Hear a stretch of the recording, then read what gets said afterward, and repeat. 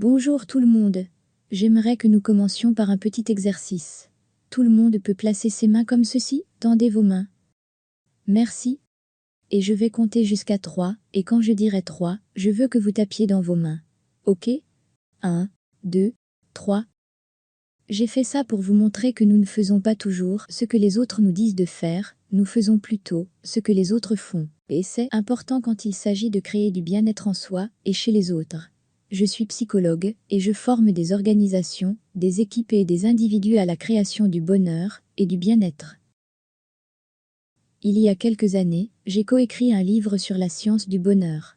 Mais lorsque ce livre a été publié, j'étais en pleine crise dans ma vie. Je venais de rompre avec la personne avec laquelle je pensais passer ma vie. Je n'avais pas d'endroit où vivre, ni de travail. Je pense que c'est une expérience humaine très commune. Nous sommes tous confrontés à des problèmes. Nous nous trouvons parfois en crise, et nous luttons. Mais en même temps, je pense que la plupart d'entre nous aspirent à cet autre type de vie qui a un sens, une connexion et du bonheur. Aujourd'hui, je veux vous montrer pourquoi votre cerveau n'est pas toujours de votre côté lorsqu'il s'agit de créer du bonheur, mais aussi ce que nous pouvons faire pour contrer cela. Et cela ne va pas se faire par une simple pensée positive, mais par une action positive. Je veux que cela commence ici. Il ne s'agit pas seulement de pensée positive, alors commençons. Vous êtes-vous déjà trouvé dans une situation où vous étiez vraiment inquiet à propos de quelque chose, et vous avez continué à vous inquiéter, même si vous saviez que vous inquiéter ne changerait pas la situation, ou n'aiderait en rien la situation, et pourtant, vous avez continué à vous inquiéter. Levez la main. N'est-ce pas? Nous faisons tous cela, et si nous pouvions avoir le pouvoir total de l'esprit, et passer à ces pensées heureuses, nous pourrions simplement le faire et continuer à vivre.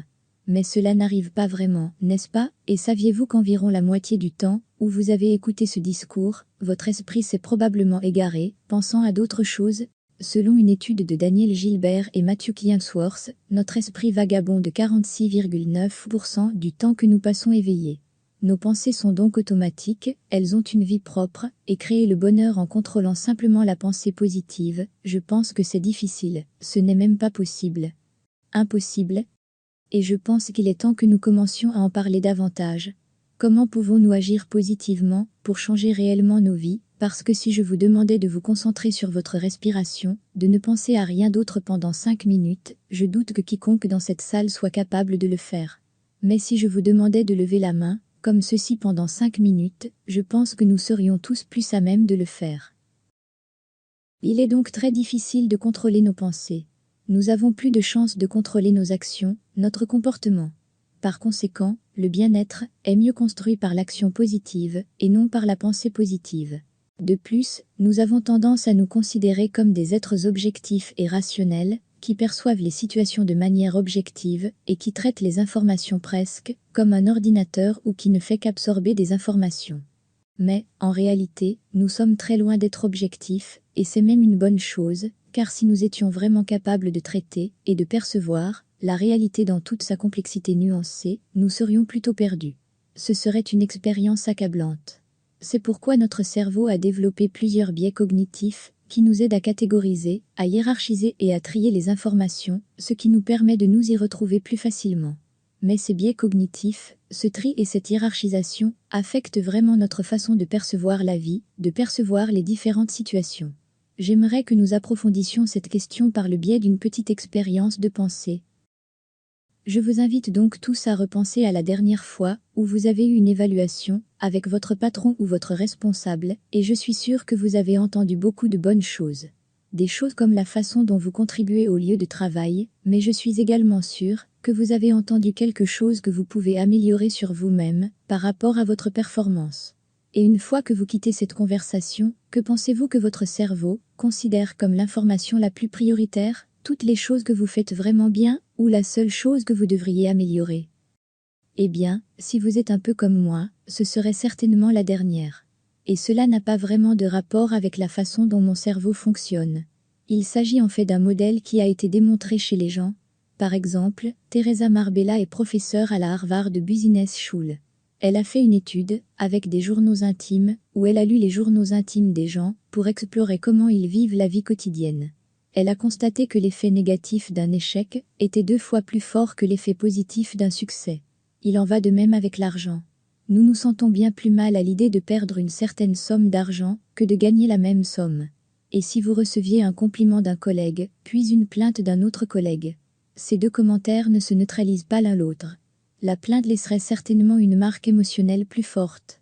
Alors maintenant, nous devons nous demander pourquoi. Pourquoi avons-nous cette asymétrie émotionnelle? Pourquoi avons-nous cette prédisposition à vivre des émotions désagréables et négatives? Et pour comprendre cela, nous devons comprendre le contexte, l'environnement dans lequel notre cerveau évolue depuis tant d'années.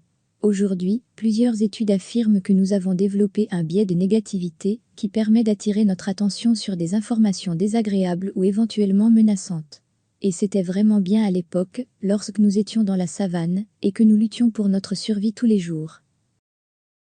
Mais aujourd'hui, ici et maintenant, cela affecte définitivement la façon dont nous percevons notre vie, nos relations, notre lieu de travail, nos propres performances et nous-mêmes. Pour simplifier un peu, on pourrait presque dire que votre cerveau se préoccupe de votre survie au cours de la journée, et moins de votre bonheur. Donc, maintenant, nous pouvons comprendre qu'il n'est pas étrange que nous nous sentions tous parfois anxieux ou tendus, ou que nous nous inquiétions. Dans un sens, nous avons été conçus de cette façon. Mais la plupart d'entre nous aspirent à cet autre type de vie, avec un sens, des relations et du bonheur. Je ne suis pas sûre que l'on puisse avoir l'un sans l'autre. Mais il y a absolument des moyens pour cultiver le bonheur et de construire le bien-être, mais cela s'accompagne de bonnes et de mauvaises nouvelles. La bonne nouvelle, c'est que le bonheur n'est pas quelque chose que l'on trouve à l'extérieur de soi, et ce n'est pas quelque chose que l'on a ou que l'on n'a pas. C'est une compétence sur laquelle nous pouvons tous travailler. Mais le problème, c'est que nous ne le faisons pas. Et cela s'applique certainement à moi, c'est le pire aspect d'avoir écrit un livre sur le bonheur, parce que chaque fois que je passe une mauvaise journée, il y a toujours quelqu'un qui va me dire « Tu n'as pas lu ton propre livre, Katrina ?» J'ai donc appris que même les experts du bonheur ne savent pas comment transformer leurs connaissances en action.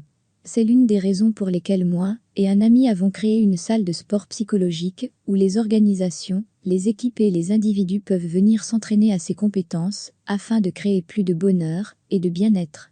Parce que nous voulons rendre l'entraînement psychologique aussi commun que l'entraînement physique.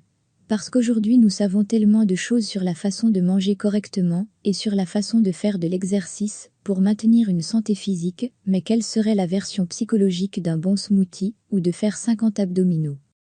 Est-ce que ça existe vraiment? Et je dirais oui définitivement. Il y a beaucoup d'exercices différents et de choses que nous pouvons faire. Construire des habitudes saines pour nous-mêmes. Et j'aimerais vous présenter un exemple de cela.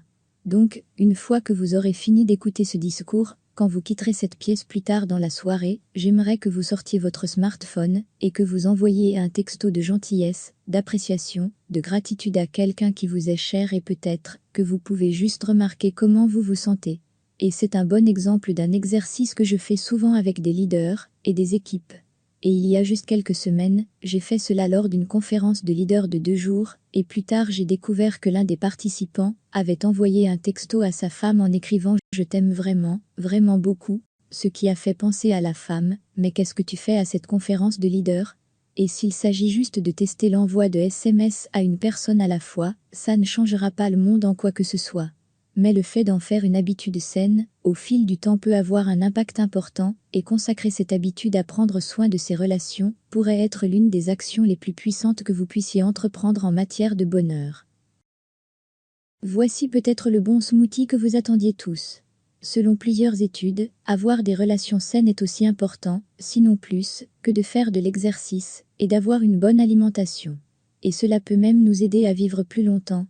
Dans une étude de l'université de Harvard, qui a débuté en 1938, des chercheurs ont suivi plus de 700 personnes pour comprendre ce qui nous permet de nous épanouir en tant qu'êtres humains. Ils ont donc suivi ces participants pendant des décennies, et en 2012, les résultats sont arrivés. Les chercheurs ont découvert que le bonheur ne vient pas de la richesse, de la célébrité ou du travail acharné. Il vient des relations. Et il ne s'agit pas du nombre d'amis que vous avez, ou du fait que vous soyez, ou non engagé dans une relation avec un partenaire. Ils ont découvert que c'est la qualité de la relation qui compte. Être capable d'être vulnérable, d'écouter et de partager ce qui vous tient à cœur. C'est ce qui compte, et maintenant, nous savons que pour acquérir de bonnes habitudes saines en matière d'entraînement physique ou de régime alimentaire, il faut du dévouement, de l'engagement. Et je pense que nous devrions aborder les habitudes psychologiques de la même manière, et surtout lorsqu'il s'agit de relations. Nous savons maintenant que le cerveau a cette tendance à mettre en évidence le négatif, et qu'il est vraiment difficile de l'arrêter par la seule pensée positive. Il faut des actions positives, mais certaines actions sont plus puissantes que d'autres. Lorsqu'il s'agit de bonheur, et d'investir votre temps et votre cœur dans les relations autour de vous, que ce soit au travail, avec vos voisins, votre famille ou vos amis, c'est peut-être l'une des choses les plus puissantes que vous puissiez faire pour vous-même.